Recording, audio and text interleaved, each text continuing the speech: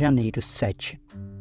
Gênesis 16, verso 1 a 18, verso 15. Sarai, mulher de Abrão, não havia conseguido lhe dar filhos. Tinha, porém, uma serva egípcia chamada Agar. Sarai disse a Abrão: "O Senhor me impediu de ter filhos. Vai e deite-se com a minha serva. Talvez, por meio dela, eu consiga ter uma família." Abrão aceitou a proposta de Sarai. Então Sarai, mulher de Abrão, tomou Agar, a serva egípcia, e a entregou a Abrão como mulher. Isso aconteceu 10 anos depois que Abrão havia se estabelecido na terra de Canaã. Abrão teve relações com Agar e ela engravidou. Quando Agar soube que estava grávida, começou a tratar Sarai, sua senhora, com desprezo. Então Sarai disse a Abrão: "Você é culpado da vergonha que estou passando. Entreguei minha serva a você, mas agora que engravidou, ela me trata com desprezo. O Senhor mostrará quem está errado, você ou eu." Abrão respondeu: "Agar é sua serva. Faça com ela o que lhe parecer melhor." Então Sarai a tratou tão mal que, por fim, Agar fugiu. O anjo do Senhor encontrou Agar no deserto, perto de uma fonte de água junto à entrada para o sul, e perguntou: "Agar, serva de Sarai, de onde você vem e para onde vai?" "Estou fugindo da minha senhora Sarai", respondeu ela. Então o anjo do Senhor disse: "Volte para sua senhora e sujeite-se à autoridade dela." E acrescentou: "Eu lhe darei tantos descendentes que será impossível contá-los." O anjo do Senhor também disse: "Você está grávida e dará à luz um filho. Dê a ele o nome Ismael, pois o Senhor ouviu seu clamor angustiado. Seu filho será homem, solitário e indomável, como um jumento selvagem. Levantará o punho contra todos, e todos serão contra ele. Sim, ele viverá em franca oposição a todos os seus parentes." Então Agar passou a usar outro nome para se referir ao Senhor, que havia falado com ela. Chamou-o de "Tu és o Deus que me vê", pois lhe tinha dito: "Aqui eu vi aquele que me vê." Por isso, aquela fonte que fica entre Cádiz e Bered recebeu o nome de Beer-Lahai-Roi. Assim, Agar deu um filho a Abrão, e Abrão o chamou de Ismael. Quando Ismael nasceu, Abrão tinha 86 anos. Quando Abrão estava com 99 anos, o Senhor lhe apareceu e disse: "Eu sou o Deus Todo-Poderoso. Seja fiel a mim e tenha uma vida íntegra. Farei uma aliança com você e lhe darei uma descendência incontável." Ao ouvir essas palavras, Abrão se prostrou com o rosto no chão e Deus lhe disse: "Esta é a minha aliança com você. Farei de você o pai de numerosas nações. Além disso, mudarei seu nome. Você já não será chamado Abrão, mas sim Abraão, pois será o pai de muitas nações. Eu o tornarei extremamente fértil. Seus descendentes formarão muitas nações, e haverá reis entre eles. Confirmarei a minha aliança com você e seus descendentes, de geração em geração. Esta é a aliança sem fim. Serei sempre o seu Deus e o Deus de seus descendentes. Darei a você e aos seus descendentes toda a terra de Canaã, onde hoje você vive como estrangeiro. Será a propriedade deles para sempre, e eu serei o seu Deus." Então Deus disse a Abraão: "É sua responsabilidade permanente e de seus descendentes obedecer aos termos da aliança. Este é o sinal da aliança que você e seus descendentes devem guardar. Todo indivíduo do sexo masculino entre vocês deve ser circuncidado. Cortem a carne do prepúcio como sinal de aliança entre mim e vocês. Todo menino deve ser circuncidado no 8º dia depois do nascimento, de geração em geração. Isso se aplica não apenas aos membros da sua família, mas também aos servos nascidos em sua casa e os servos estrangeiros que você comprou. Quer sejam nascidos em sua casa, que os tenham comprado, todos devem ser circuncidados. terão no corpo o sinal da minha aliança sem fim. O indivíduo do sexo masculino que não for circuncidado será excluído do seu povo, pois quebrou a minha aliança. Deus também disse a Abraão: quando a sua mulher não se chamará mais Sarai, de agora em diante se chamará Sara. Eu a abençoarei e por meio dela darei a você um filho. Sim, eu a abençoarei e ela se tornará mãe de muitas nações.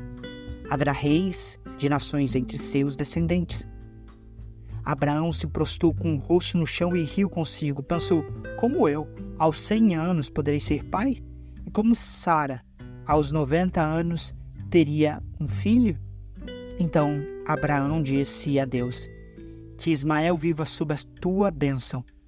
Mas Deus respondeu: na verdade, Sara, sua mulher, lhe dará um filho.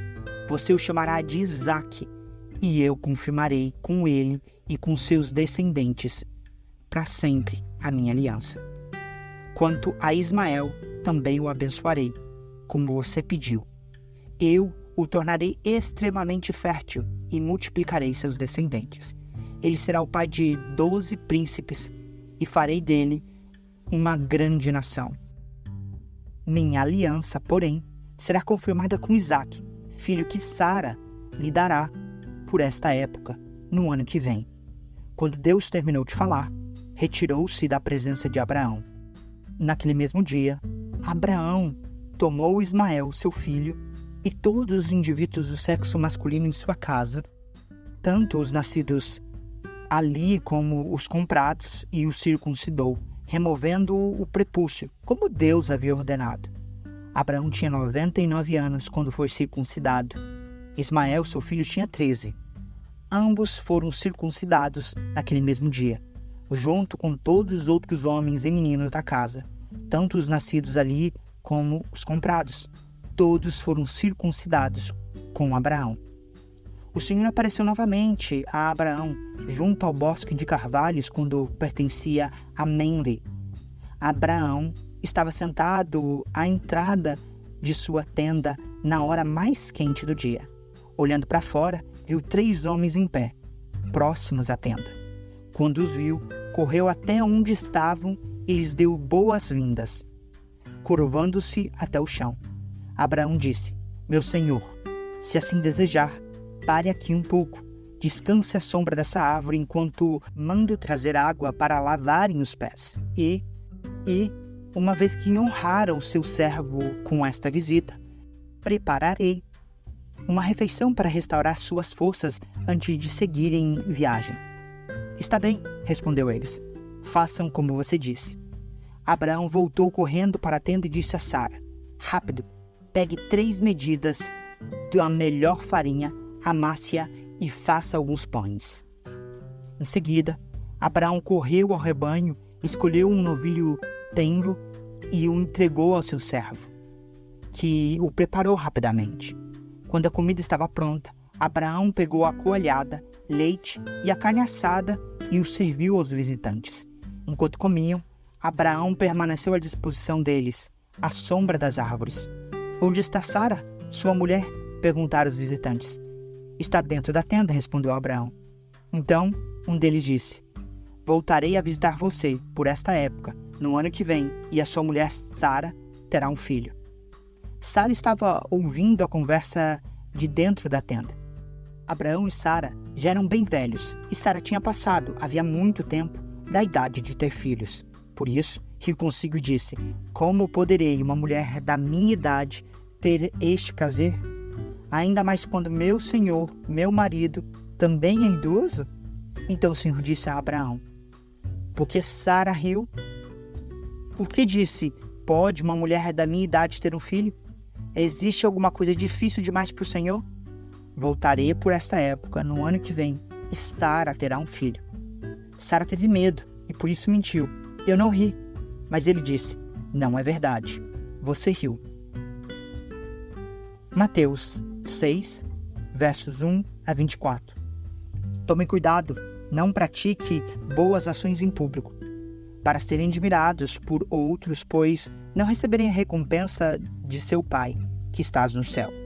Quando ajudarem alguém necessitado, não façam como os hipócritas que tocam trombetas nas sinagogas e nas ruas para serem elogiados pelos outros. Eu lhes digo a verdade, eles não receberão outra recompensa além dessa. Mas quando ajudarem alguém necessitado, não deixem que a mão esquerda saiba que a direita está fazendo. Deem a sua ajuda em segredo, e seu Pai, que observa em segredo, os recompensará. Quando vocês orarem, não sejam como os hipócritas, que gostam de orar em público nas sinagogas e nas esquinas, onde todos possam vê-los. Eu lhes digo a verdade, eles não receberão outra recompensa nem dessa. Mas quando orarem, cada um vá para o seu quarto, feche a porta e ore a seu Pai, em segredo. Então, seu Pai, que observa em segredo, os recompensará. Ao orar, não repitam frases vazias sem parar, como fazem os gentios. Eles acham que, se repetirem as palavras várias vezes, sua oração será respondida. Não sejam como eles, pois seu Pai sabe exatamente do que vocês precisam antes mesmo de pedirem. Portanto, orem da seguinte forma: Pai nosso que estás no céu, santificado seja o teu nome. Venha o teu reino, seja feita a tua vontade, assim na terra como no céu. Dá-nos hoje o pão para este dia e perdoe nossas dívidas, assim como nós perdoamos aos nossos devedores. E não nos deixe cair em tentação, mas livra-nos do mal, pois teu é o reino, o poder e a glória, para sempre. Amém. Seu Pai Celestial os perdoará, se perdoarem aqueles que pecam contra vocês. Mas, se vocês se recusarem a perdoar os outros, seu Pai não perdoará seus pecados. Quando jejuarem, não façam como os hipócritas que se esforçam para parecer tristes e desarrumados a fim de que as pessoas percebam que estão jejuando. Eu lhes digo a verdade, eles não receberão outra recompensa além dessa. Mas, quando jejuarem, penteiem o cabelo e lavem o rosto. Deste modo, ninguém notará que estão jejuando, exceto seu Pai, que sabe que vocês fazem em segredo. E seu Pai, que observa em segredo, os recompensará. Não ajuntem tesouros aqui na terra, onde as traças e as ferrugem os destroem, e onde ladrões arrombam casas e os furtam. Ajuntem seus tesouros no céu, onde traças e ferrugens não destroem, e onde ladrões não arrombam nem furtam. Onde seu tesouro estiver, ali também estará seu coração. Seus olhos são como uma lâmpada que ilumina todo o corpo. Quando os olhos são bons, todo o corpo se enche de luz. Mas quando os olhos são maus, o corpo se enche de escuridão.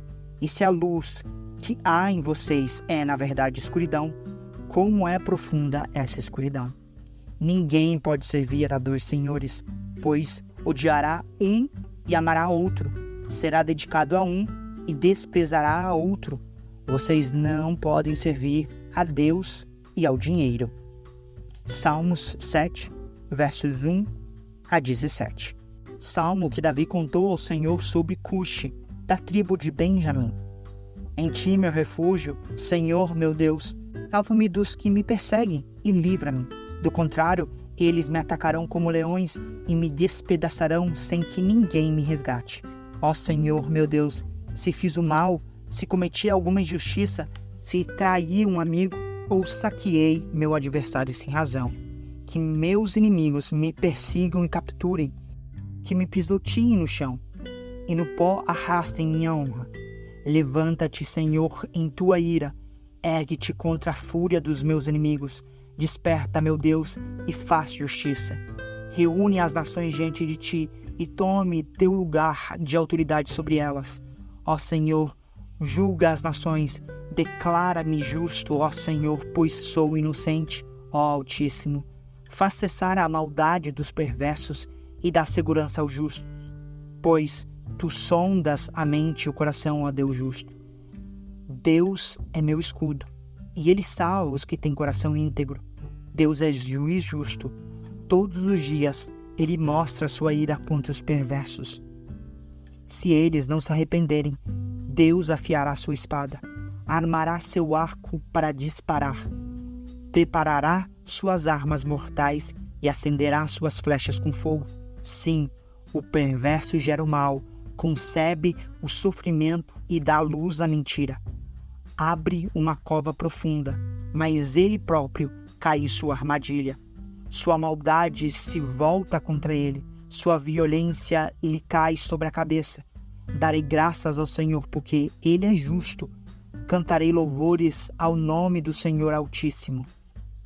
Provérbios 2, versos 1 a 5. Meu filho, preste atenção às minhas palavras e guarde meus mandamentos como um tesouro. Dê ouvidos à sabedoria e concentre o coração no entendimento.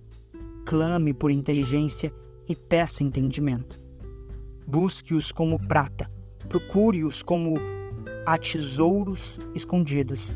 Então entenderá o que é temor do Senhor e obterá o conhecimento de Deus.